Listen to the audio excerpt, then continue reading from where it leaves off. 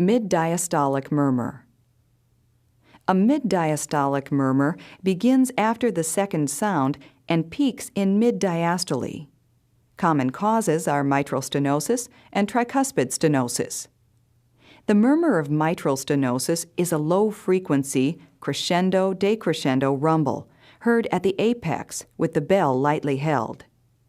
If it radiates, it does so minimally to the axilla.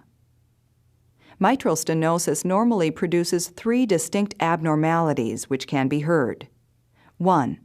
A loud first sound. 2. An opening snap. And 3. A mid-diastolic rumble with a late diastolic accentuation.